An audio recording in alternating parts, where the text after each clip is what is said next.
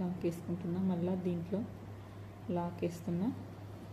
ఇప్పుడు 5 చైన్స్ వేసుకుంటున్నా. 5 ఇంతకుముందు 2 టైమ్స్ వేసుకున్నాం కదా సింగిల్ క్రోషా.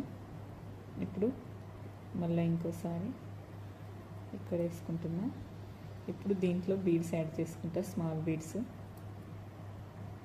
ఇట్లాంటివి స్మాల్ బీడ్స్ యాడ్ చేసుకుంటున్నా. ఇట్లా ఫస్ట్ స్తంభం దాంట్లో నుంచి గ్యాప్లో నుంచి వేసుకుంటున్నా.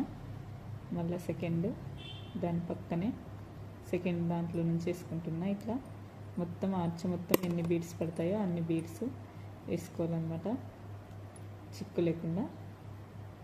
ఇట్లా ఇదే విధంగా మొత్తం వేసుకోవాలన్నమాట, ఆర్చ్ మొత్తం.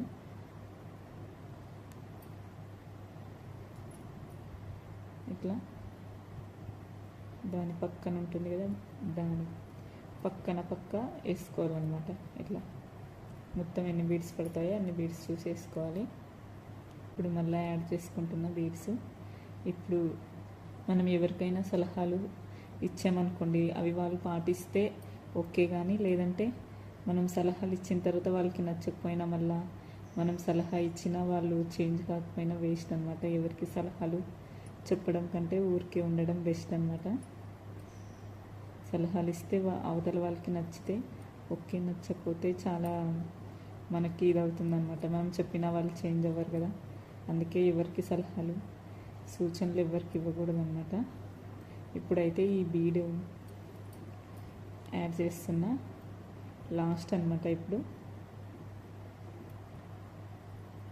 లాస్ట్ బీడ్ యాడ్ చేస్తున్నా. ఇక్కడ ఈ విధంగా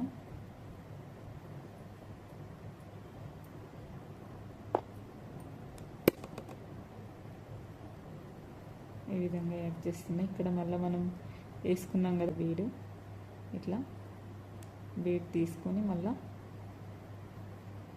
ఇక్కడ లాక్ ఉండే దగ్గర లాక్ వేసుకోవాలి. ఇట్లా లాక్ పైన మళ్ళీ లాక్ వేసుకోవాలన్నమాట. మళ్ళీ 5 చైన్స్ వేసుకోవాలి. ఈ విధంగా